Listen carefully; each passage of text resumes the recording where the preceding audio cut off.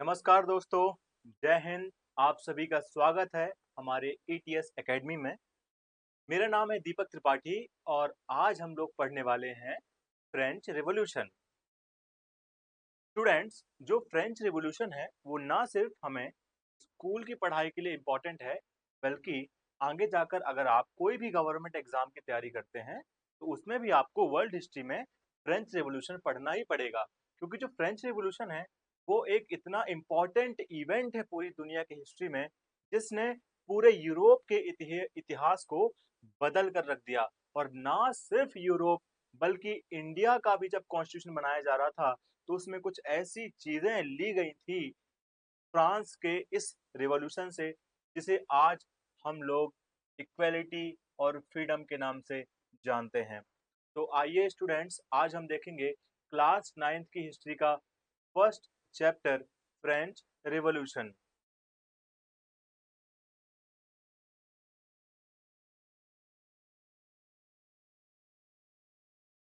जैसा कि आप सबने सुना होगा कि जो फ्रांस की क्रांति है उसने पूरे यूरोप को बदल कर रख दिया था, क्योंकि फ्रांस की क्रांति ही वो क्रांति थी जिसने यूरोप में डेमोक्रेसी की शुरुआत की थी। क्योंकि पहले यूरोप में राजाओं का शासन चलता था।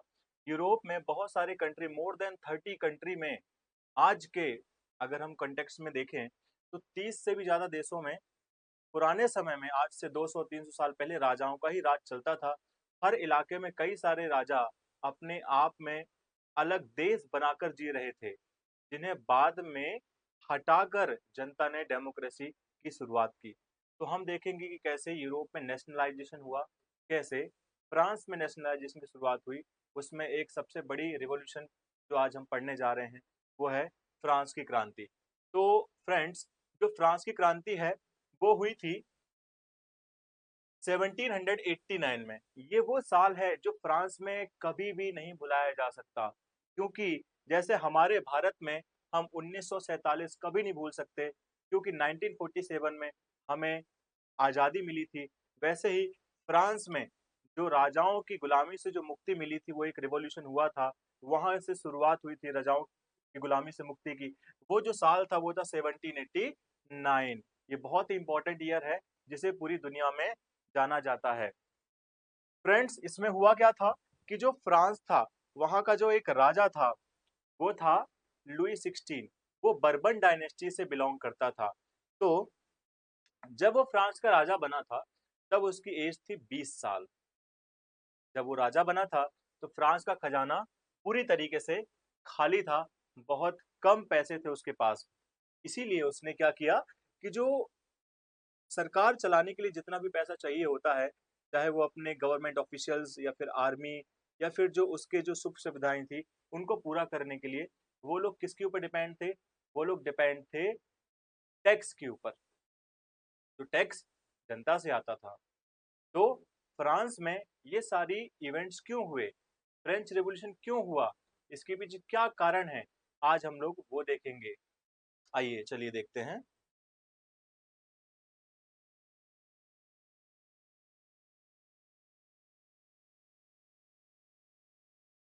ये जो फ्रेंच रिवॉल्यूशन है वो 1789 में स्टार्ट हुआ था, 14 जुलाई को, जिसमें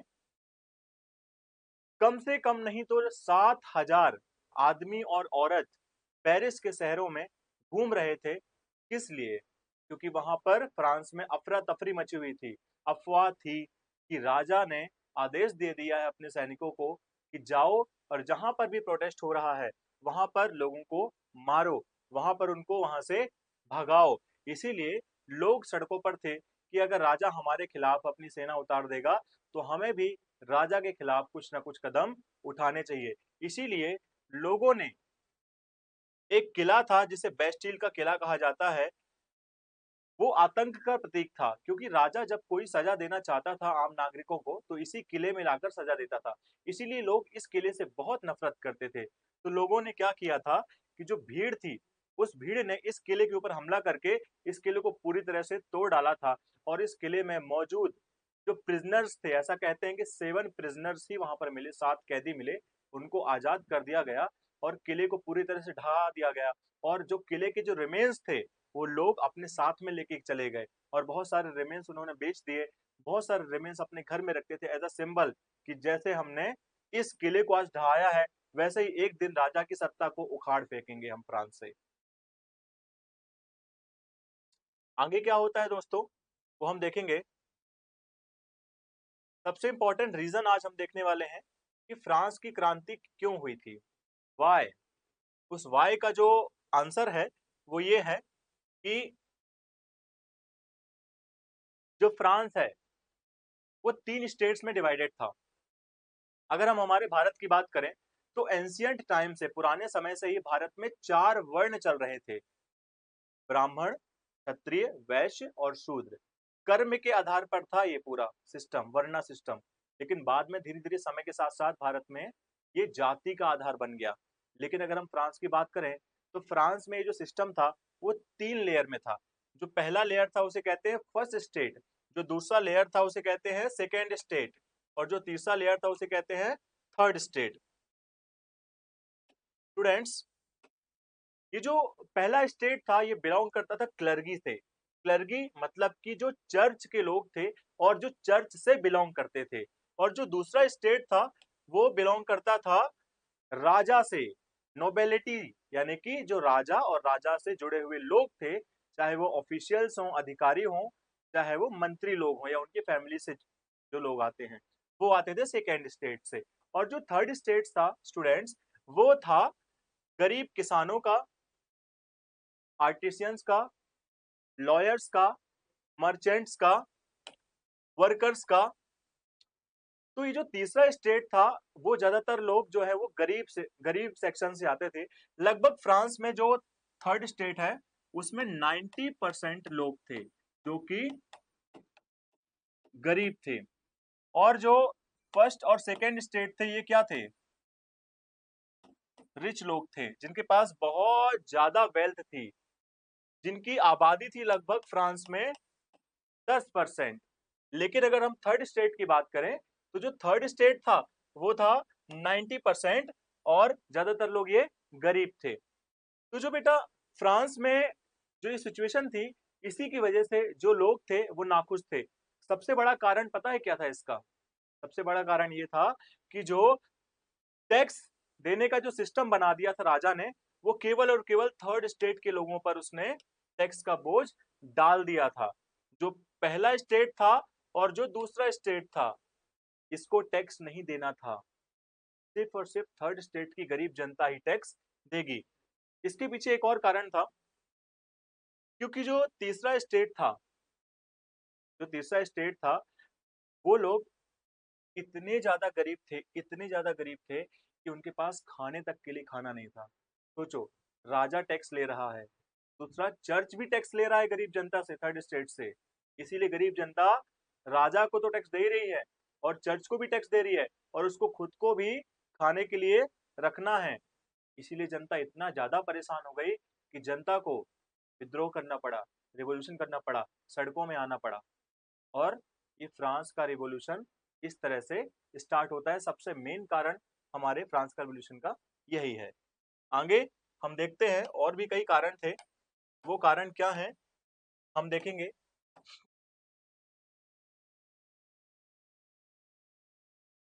इसमें एक दूसरा कारण है जिसे हम मेन कारण कह सकते हैं, वो ये है कि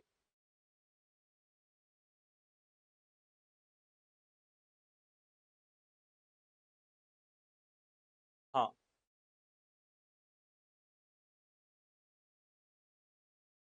फ्रांस में 1715 में जो जनसंख्या थी वो थी 2 करोड़ 30 लाख। और 1789 में जो जनसंख्या हो गई थी वो 2 करोड़ 80 लाख। तो ये जो 50 लाख जनसंख्या थी ज्यादा, इस 50 लाख जनसंख्या के लिए उतना अनाज पैदा नहीं कर पाए फ्रांस के किसान, क्योंकि खेती उतनी ही हो रही थी जितनी 1715 में थी। 1715 में जितनी खेती हो रही थी उसमें 2 करोड़ 30 लाख लोग खाना खा रहे थे बड़े आराम से। कोई प्रॉब्लम नहीं थी।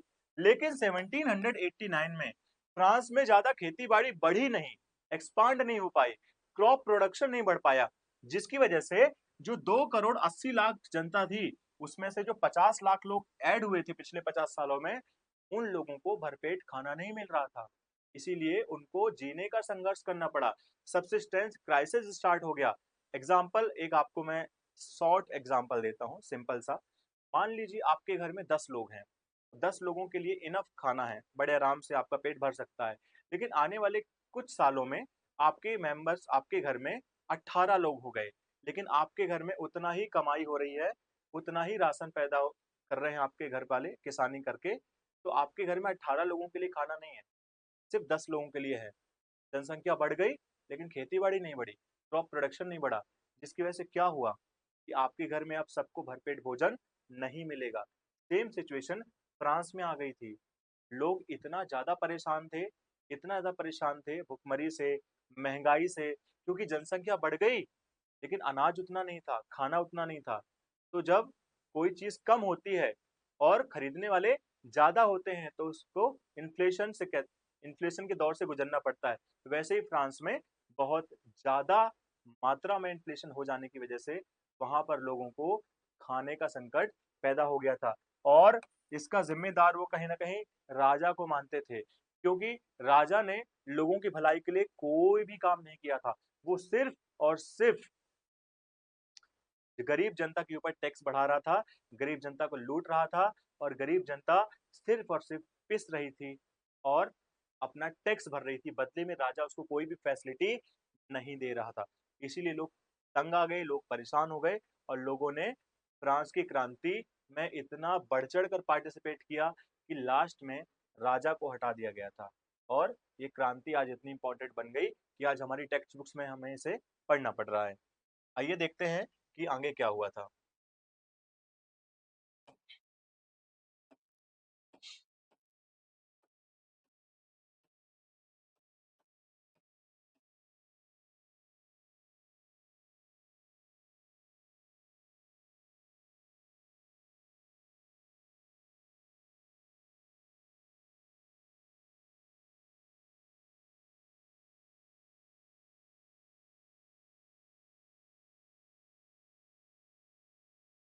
फ्रांस की क्रांति में फ्रेंड्स कुछ ऐसे फिलोसफर्स भी थे जिन्हें याद रखना बहुत ज़रूरी है।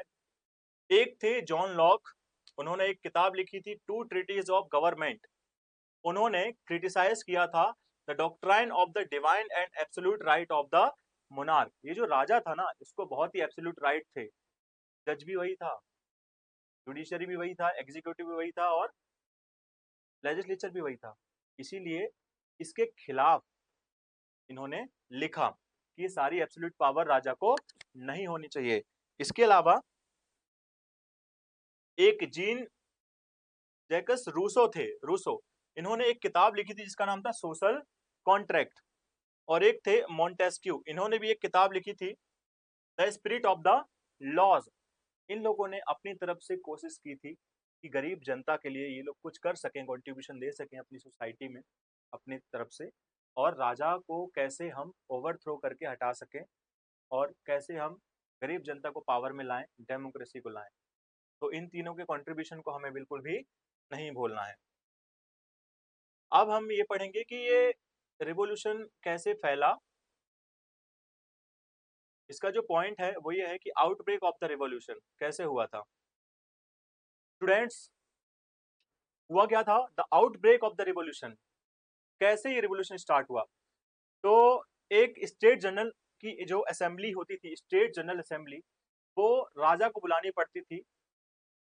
उसमें तीनों स्टेट के जो प्रमुख होते थे वो आते थे और बैठकर वो डिस्कशन करते थे कि कैसे हम लोग नया टैक्स स्टार्ट करें, बढ़ाएं। कोई भी डिसीजन लेना होता था कॉन्स्टिट्यूशन की असेंबली का, वो राजा और उनके तीनों स्टेट के लोग मिलकर लेते थे। तो वो जो स्टेट जनरल असेंबली थी वो राजा ने काफी समय से नहीं बुलाई थी। क्यों? क्योंकि पिछले काफी समय से वो जो स्टेट जनरल असेंबली थी उसमें जो पुराने वाले राजा थे उन्होंने करप्शन कर कर दूसरे लोगों को खरीद कर, उनको पैसे देकर, लालच देकर अपना काम करवा लेते थे। लेकिन इस बार जनता जब सड़कों पर उतरने लग गई, तो राजा बहुत ज़्यादा परेशान हो गया। तो राजा को मजबूरी में स्टेट जनरल असेंबली की मीटिंग बुलानी पड़ती थी। स्टेट जनरल असेंबली की जो मीटिंग होती है, उसमें जो फर्स्ट स्टेट होता है, उसमें से 300 मेंबर आते हैं, सेकंड स्टेट होता है, उसमें से भी 300 मेंबर आते हैं, और जो थर्ड स्टेट होता है, उसमें 600 मेंबर आते हैं। लेकिन इसमें एक बात ध्यान देने वाली बात ये है कि जो फर्स्ट स्टेट है उसका वोट एक काउंट किया जाएगा, सेकंड स्टेट है उसका भी एक वोट काउंट किया जाएगा, और जो थर्ड स्टेट है उसका भी एक वोट काउंट किया जाएगा। और आपको तो पता ही है कि जो क्लर्गी है और जो नोबेलिटी है ये दोनों आपस में मिले हुए होते थे। तो ये जो 2:1 का जो रेशो बनता था, जिसमें ये दोनों मिलकर कोई भी डिसीजन ले सकते थे, और जो थर्ड स्टेट का जो वोट था उसका उतना बड़ा कंट्रीब्यूशन या उतना इम्पोर्टेंट नहीं रह जाता था। दैट्स व्हाई ये लोग मिलकर जो भी चाहते थे वो डिसीजन ले पाते थे, और जो थर्ड स्टेट के लोग थे वो केवल और केवल देखते रह जाते थे। इसीलिए इस बार इन्होंने क्या किया, थर्ड स्टेट के लोगों ने इन्होंने डिमांड की राजा और उसकी दूसरी असेंबली के मेंबर से कि इस बार हमारी डिमांड ये है कि ये जो आप 300 लोगों को एक वोट दे रहे हो और ये जो 600 लोगों को केवल और केवल एक वोट दे रहे हो, ऐसा नहीं चलेगा। अब आप हर मेंबर को एक वोट दें, यानी कि 300 लोगों के पास 300 वोट होंगे, और सेकंड स्टेट के भी 300 लोगों के पास एक वोट 300 लोग होंगे 300 वोट होंगे, और जो थर्ड स्टेट है उसमें जो 600 लोग हैं यानी कि 600 वोट होंगे। हर व्यक्ति को एक एक वोट देना कंपलसरी कर दिया जाए। लेकिन राजा ने इस बात से इनकार कर दिया। राजा ने साफ साफ मना कर दिया कि नहीं, मैं आपकी ये डिमांड पूरी नहीं कर सकता, क्योंकि मैं राजा हूं और मुझे ये फैसला लेने का अधिकार है, और मैं आपकी बात नहीं मानूंगा। इससे क्या होता है कि जो थर्ड स्टेट के जो लोग थे वो बहुत ज़्यादा नाराज हो जाते हैं, फ्रस्ट्रेट हो जाते हैं कि अगर ये हमारी बात नहीं मानता है तो फिर से एक नया टैक्स बढ़ा दिया जाएगा गरीब जनता पर, और जिससे जो प्रॉब्लम्स अभी हैं और ज़्यादा प्रॉब्लम्स बढ़ जाएंगे। इसीलिए जो थर्ड स्टेट के लोग थे उन्होंने वॉकआउट कर दिया, वो वहां से चले गए। उन्होंने बोला कि हम अब तुम्हारी इस मीटिंग में बिल्कुल भी पार्टिसिपेट नहीं करेंगे, और फ्यूचर में कोई भी मीटिंग होगी उसमें भी बिल्कुल भी पार्टिसिपेट नहीं करेंगे। हम हमारा खुद का कॉन्स्टिट्यूशन बनाएंगे, हम हमारी खुद की कॉन्स्टिट्यूशन असेंबली बनाएंगे। तो कुछ समय बाद थर्ड स्टेट के लोगों ने मिलकर, एक टेनिस कोर्ट है फ्रांस में, उस टेनिस कोर्ट में सभी लोग इकट्ठा होते हैं थर्ड स्टेट के, और उन लोगों ने उस टेनिस कोर्ट में जितने भी लोग थे उसको नेशनल असेंबली घोषित कर दिया। और उसमें उन्होंने बोला कि अब जो भी फैसले लिए जाएंगे फ्रांस में वो नेशनल असेंबली लेगी। राजा का कोई भी फैसला जनता नहीं मानेगी, क्योंकि 90% पॉपुलेशन थर्ड स्टेट से बिलोंग करती है। इसीलिए उन लोगों का कहना है कि जो असली फ्रांस की जनता है वो तो थर्ड स्टेट के हैं, तो हम राजा की बात क्यों माने। इससे होता क्या है कि जब राजा को ये बात पता चलती है तो राजा बहुत ज्यादा फ्रस्ट्रेट हो जाता है, परेशान हो जाता है। उसे अब डर सताने लगता है कि कहीं जनता मेरी सत्ता को उखाड़ ना फेंके, मेरे एम्पायर को चुनौती न देने लग गए। हो सकता है कि जनता मेरे खिलाफ विद्रोह कर दे, सड़कों पर आ जाए, और मुझे मेरी पद से, राजा के पद से हटा ना दे। इसीलिए हो सकता है कि अभी मेरे पास थोड़ा मौका है जनता को खुश करने का। तो राजा ने एक डिसीजन लिया। राजा ने बोला ठीक है, मैं तुम्हारी इस नेशनल असेंबली को मान्यता दे देता हूँ, और मैं ये मानता हूँ कि जो तुम फैसला करोगे वो मेरे लिए मान्य होगा, जो नेशनल असेंबली फैसला करेगी वो मेरे लिए मान्य होगा। तो फ्रेंड्स, इसमें थोड़ा सा मैं आपको टेक्निकल डेटा बताना चाहूंगा इसमें कि जो नेशनल असेंबली थी वो कैसे फॉर्म हुई थी, उसमें पूरा सिस्टम क्या था वो मैं आपको बताना चाहता हूँ। इसमें ध्यान देने वाली बात यह है कि जो फ्रांस है उसकी जनसंख्या कितनी थी। उसकी जनसंख्या थी लगभग,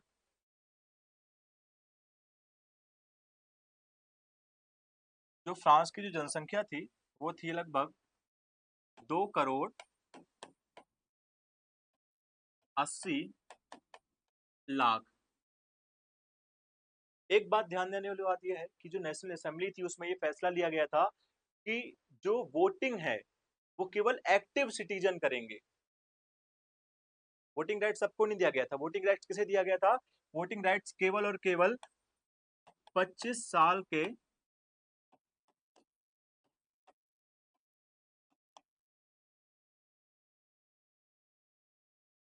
25 साल के आदमी जो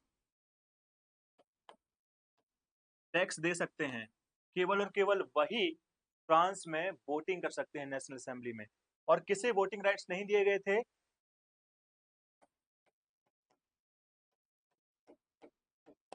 औरतों को, प्लस जो 25 साल से कम थे, प्लस जो टैक्स नहीं देते थे। ऐसे लोगों को वोटिंग करने की इजाजत बिल्कुल भी नहीं थी, जिसमें औरतें थी, 25 साल से कम आदमी थे, और जो टैक्स नहीं देते थे। इन लोगों को वोटिंग राइट्स नहीं दिए गए थे। और किसे दिए गए थे? जो 25 साल के उम्र के जो आदमी थे और जो टैक्स देते थे। आगे हम देखेंगे कि फ्रांस में वोटिंग कैसे हुई, नेशनल असेंबली कैसे काम कर रही थी, कितने मेंबर्स थे, उसको हम देखने वाले हैं।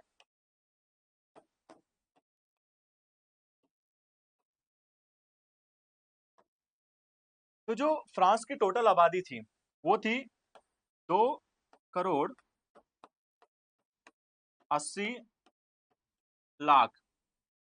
इनमें से केवल और केवल एक्टिव सिटीजन थे, जो 25 साल से ज्यादा की उम्र के थे, जो टैक्स भी देते थे। ऐसे लोग वो थे लगभग 40 लाख। इन्हें एक्टिव सिटीजन कहा गया है। इन 40 लाख लोगों में से सिर्फ और सिर्फ 50,000 लोगों को चुना जाता था। इन्हें इलेक्टोरल कहा जाता था। इलेक्टोरल कहा जाता था इन्हें। और ये जो 50 लाख लोग थे, सॉरी 50,000 लोग थे, सबसे पहले तो 2,80,00,000 में से आधे लोगों को हटा दो, आधे से आधे लोगों को, क्योंकि उनमें औरतें जो टैक्स नहीं देते थे वो लोग आएंगे, और जो 25 साल से कम थे वो लोग आएंगे। सिर्फ 40 लाख लोग थे जो एक्टिव सिटीजन थे। इनमें से 50,000 लोगों को चुना जाता था, वोटिंग के द्वारा ही चुना जाता था, जो इलेक्टोरल कहलाते थे। और ये जो 50,000 लोग थे, ये किन्हें चुनते थे? ये 745 लोगों को चुनते थे, जिसे हम नेशनल असेंबली कहते थे।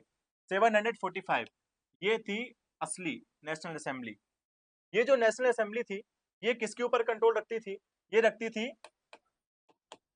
किंग के ऊपर कंट्रोल रखती थी, और साथ में ये मंत्रियों के ऊपर कंट्रोल रखती थी। इन्हीं 40 लाख एक्टिव सिटीजन्स से जुडिशरी यानी जजेस का इलेक्शन होता था। इन्हीं को चुना जाता था, 40 लाख लोगों से, जजेस को भी। तो इस तरह से जो फ्रांस में थी, वो नेशनल असेंबली अब राजा को कंट्रोल करने लगी थी, मंत्रियों को कंट्रोल करने लगी थी, और ये जो 40 लाख एक्टिव सिटीजन्स थे, ये जजेस को कंट्रोल करने लगे थे, जजेस को अपॉइंट करते थे। इस तरह से अब फ्रांस में एक मोनार्की रिपब्लिक की शुरुआत होती है। मोनार्की सिस्टम की शुरुआत, जिसमें राजा सिर्फ नाम का राजा है, असली पावर अब नेशनल असेंबली को आ जाती है। अभी भी फ्रांस पूरी तरह से डेमोक्रेटिक नहीं हुआ है, क्योंकि फ्रांस में अभी भी राजा की सरकार है। आगे हम देखेंगे नेक्स्ट क्लास में कि कैसे फ्रांस में राजा को उसके पद से हटाया गया। फ्रांस में इसके बाद और क्या क्या हुआ, सीक्वेंस वाइज हम देखेंगे। आने वाले समय में हम दूसरी क्लास में हम देखने वाले हैं कि कैसे फ्रांस में रॉबेस्पियर आता है, एक टेरर की सरकार। 1 साल तक उसका टेरर चलता है, और कैसे उसने अपने सरकार के दौरान, अपने शासनकाल के दौरान, जो कि जैकोबिन क्लब था, जैकोबिन क्लब का लीडर था वो, तो कैसे उसने अपने शासनकाल में कई हजारों लोगों को गिलोटीन पर चढ़ाया। गिलोटीन क्या है? एक ऐसी मशीन है जिसे डॉक्टर गिलोटी ने डिजाइन किया था। तो ऊपर से आती है उसका जो ब्लेड, और आदमी की गर्दन काट देती है। और इसी गिलोटीन का इस्तेमाल करके उसने कई हजारों अपने विरोधियों को मौत के घाट उतारा। और कैसे फ्रांस में फिर उसको भी हटाकर एक नया शासन, एक नई सरकार लाई गई। इसके बाद हम आगे आने वाले क्लास में नेपोलियन के बारे में भी पढ़ेंगे कि कौन था नेपोलियन बोनापार्टा और उसने फ्रांस में क्या-क्या चेंजेस किए थे, उसका कंट्रीब्यूशन क्या था, वो हम सब जानेंगे नेक्स्ट क्लास में। और इसके अलावा हम वुमेन्स के बारे में भी पढ़ेंगे कि क्या वुमेन्स के लिए भी रिवॉल्यूशन हुआ था? क्या वुमेन्स को इस रिवॉल्यूशन से कोई फ़ायदा हुआ था? और इसके बाद हम ये भी जानेंगे कि क्या फ्रांस में जो स्लेव्स थे, उनको मुक्ति मिल पाई गुलामी से या नहीं मिल पाई? तब तक के लिए आप सभी से मैं अलविदा लेता हूँ। जय हिंद, मिलते हैं अगली क्लास में।